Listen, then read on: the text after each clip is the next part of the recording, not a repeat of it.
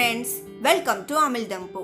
இன்னைக்கு என்ன வீடியோ பார்க்க போறோம்னு பாத்தீங்கன்னா ஒரு சூப்பரான ஒரு லஞ்ச் vlog தான் பார்க்க போறோம். சோ லஞ்சுக்கு நான் என்னென்ன பண்ணிருக்கேன் அப்படிங்கறது எல்லாமே இந்த வீடியோல பார்க்கலாம். சோ வீடியோவை ஸ்கிப் பண்ணாம ஃபுல்லா பாருங்க. அண்ட் இத என் சேனலுக்கு முதல் டைம் பார்க்கறீங்கன்னா கண்டிப்பா Subscribe பண்ணிடுங்க. அண்ட் பக்கத்துல இருக்க பெல் ஐகானும் கிளிக் பண்ணி வச்சுக்கோங்க.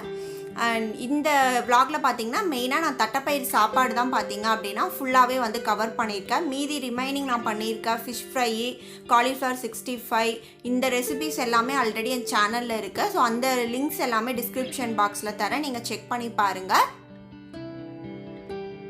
சோ வாங்க இப்ப வீடியோக்குள்ள போயிட்டு இந்த லஞ்ச் பிளேட்டை நான் எப்படி ரெடி பண்ண அப்படிங்கறத நம்ம பார்க்கலாம். தட்டப்பயிர் சாப்பாடு பண்ணுறதுக்காக பார்த்தீங்க அப்படின்னா நான் ரைஸு தட்டப்பயிர் இதெல்லாமே எடுத்து வச்சுருக்கேன். ஸோ அரிசி 2 கப் அளவுக்கு நான் எடுத்திருக்கேன். அதை ஆல்ரெடி தண்ணியில் போட்டு ஊற வச்சுருக்கேன். ஸோ அது இன்னும் கொஞ்சம் நேரம் ஊறட்டும். ரைஸ் ஊற வைக்கும் போதே பார்த்தீங்க அப்படின்னா எந்த கப்பில் ரைஸ் எடுத்தனோ அதே கப்பில் ஒரு 3/4 கப் அளவுக்கு தட்டப்பயிரும் எடுத்து ஊற வச்சுருந்தேன்.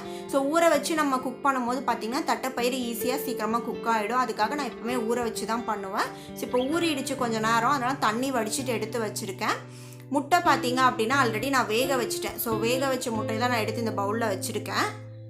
ஸோ அது போக வேறு என்ன லஞ்சுக்கு நான் ப்ரிப்பேர் பண்ண போகிறேன்னு பார்த்தீங்கன்னா ஃபிஷ் ஃப்ரையும் காலிஃப்ளவர் 65யும் ஆல்ரெடி பார்த்தீங்கன்னா நான் எல்லாமே மசாலா எல்லாமே தடவி ஃப்ரிட்ஜில் வந்து எடுத்து வச்சுருக்கேன். ஸோ கொஞ்சம் நேரம் நல்லா ஊறட்டும் அப்படிங்கிறதுக்காக.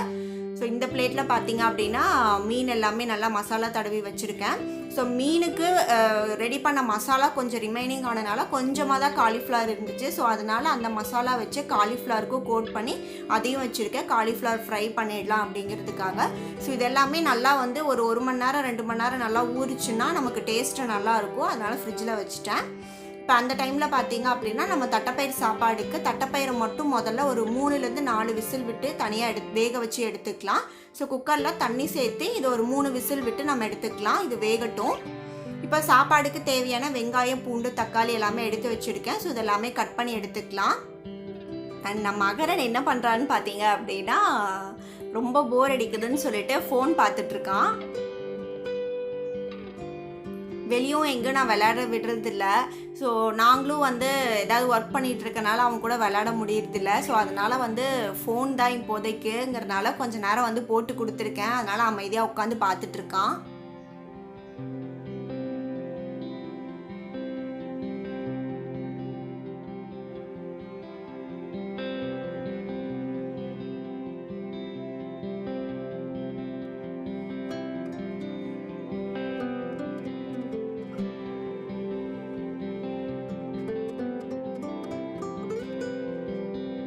ஸோ அதை பார்க்கட்டும். நான் இங்கே ரைஸுக்கு பார்த்தீங்க அப்படின்னா வெங்காயம், தக்காளி எல்லாமே கட் பண்ணி எடுத்துட்டேன். அதுக்கு தேவையான அளவுக்கு கருவேப்பிலையும் ரெடியாக இருக்குது. அண்டு பூண்டும் வந்து நான் உரிச்சிட்டேன். ஸோ இப்போ சாதத்துக்கு தேவையானது எல்லாமே வந்து ரெடி பண்ணியாச்சு. ரொம்ப சிம்பிள் தான். நான் வந்து பெரிய வெங்காயம் எடுத்திருக்கேன். பட் ஆக்சுவலி சின்ன வெங்காயம் போட்டிங்கன்னா ரொம்ப டேஸ்ட்டாக இருக்கும். நான் வந்து பெரிய வெங்காயம் 2 எடுத்திருக்கேன். நீங்கள் சின்ன வெங்காயம் எடுத்திங்கன்னா 1 கப் அளவுக்கு சின்ன வெங்காயம் எடுத்துக்கோங்க, ரொம்ப டேஸ்ட்டாக இருக்கும். இங்கே பார்த்தீங்கன்னா தட்டைப்பயிறு நல்லா வெந்துடுச்சு. நான் ஒரு 4 விசில் விட்டு எடுத்திருக்கேன். ஸோ இப்போ தட்டைப்பயிரும் தண்ணியும் வந்து தனியாக எடுத்து வச்சிடலாம்.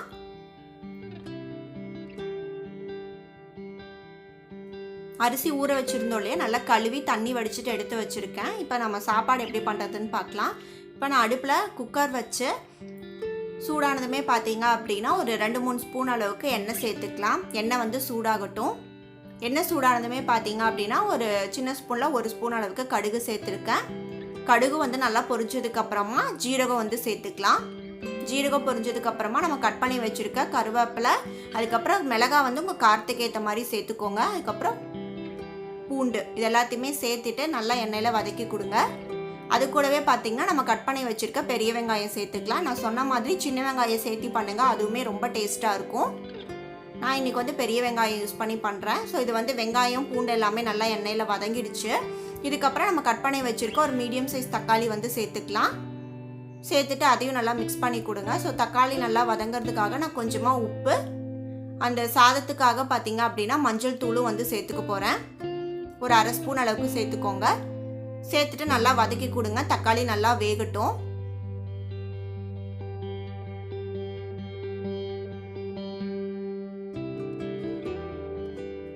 இப்போ இப்போ வெங்காயம் தக்காளி எல்லாமே ஒன்று சேர்ந்து நல்லா வதங்கி வந்துடுச்சு.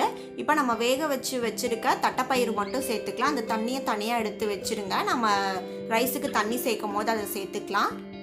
இப்போ தட்டைப்பயிறு எல்லாத்தையுமே சேர்த்துட்டு ஒரு 2 நிமிஷம் அளவுக்கு நல்லா வந்து வதக்கி கொடுங்க. நல்லா அந்த மசாலா கூட எல்லாம் நல்லா வதங்கட்டும்.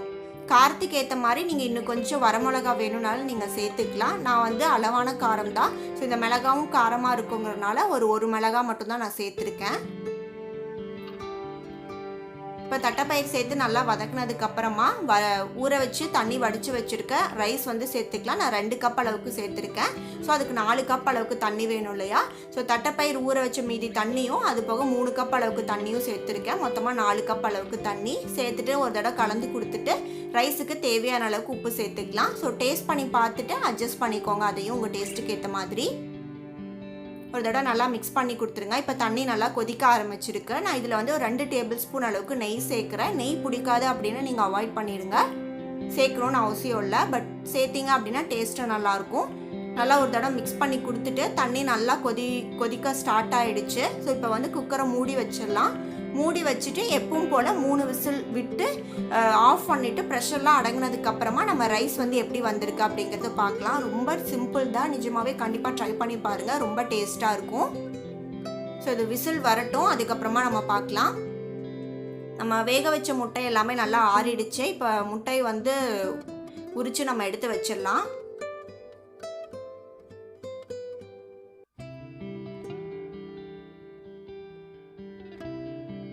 முட்டையும் பார்த்திங்கன்னா ரெடி ஆகிடுச்சு. நம்ம சாதம் பாருங்கள் நல்லா ப்ரெஷர்லாம் போயிடுச்சு. ஸோ நான் இப்போ ஓப்பன் பண்ணியிருக்கேன். நல்லா சுட சுட ரொம்ப சூப்பராக வந்திருக்கு.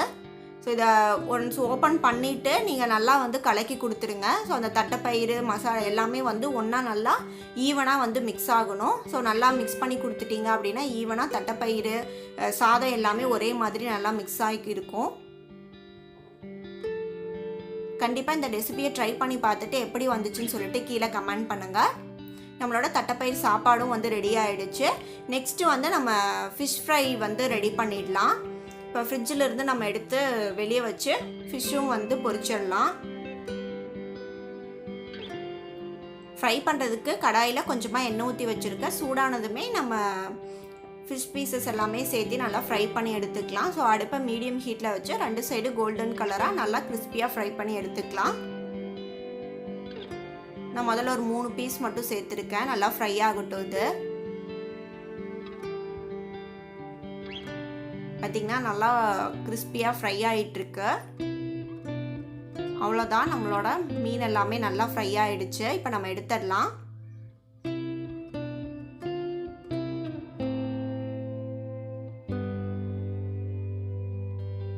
இப்போ அடுத்த பேட்ச் மீனும் போட்டிருக்கேன். ஸோ இதுவுமே அதே மாதிரி நல்லா ஃப்ரை பண்ணி எடுத்துக்கலாம். நல்லா ஃப்ரை ஆகிட்டுருக்கு. 2 சைடும் நல்லா திருப்பி போட்டு ஈவனாக குக் பண்ணி எடுத்துக்கோங்க. பார்த்தீங்கன்னா எல்லா தேவையான அளவுக்கு மீன் வந்து நான் இப்போதைக்கு பொரித்து எடுத்துட்டேன்.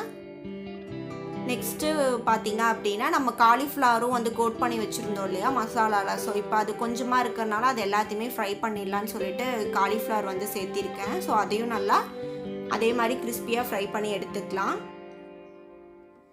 இது வந்து நான் மீனுக்கு யூஸ் பண்ண மசாலா. ஸோ அது ரிமைனிங் இருந்தனால நான் கொஞ்சமாக காலிஃப்ளவர் இருக்குன்னு சொல்லி அதுக்கு தடவி நான் யூஸ் பண்ணிட்டேன். ஸோ அதுவுமே டேஸ்ட்டு நல்லா இருந்துச்சு. காலிஃப்ளவர் ஃப்ரையும் பார்த்தீங்க அப்படின்னா ரெடி ஆகிடுச்சு. இப்போ நம்ம லஞ்சுக்கு எல்லாமே ரெடி பண்ணியாச்சு. பிளேட்டிங் பண்ணிடலாம். முதல்ல பார்த்தீங்கன்னா நம்மளோட சூப்பரான தட்டைப்பயிறு சாப்பாடு.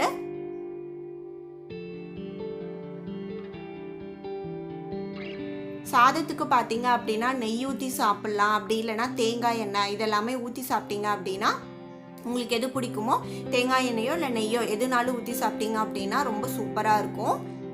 அதுக்கப்புறம் பார்த்தீங்கன்னா நம்மளோட கிறிஸ்பியான நல்லா ஃபிஷ் ஃப்ரை.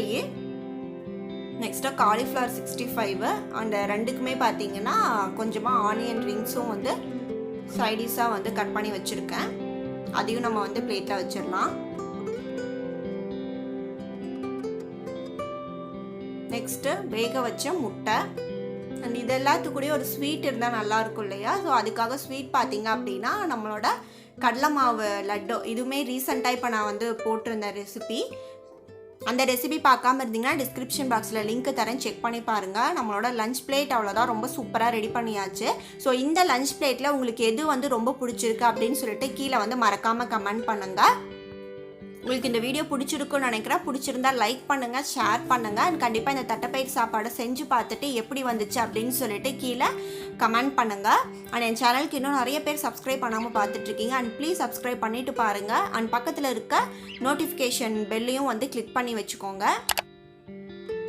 தேங்க்ஸ் ஃபார் வாட்சிங்.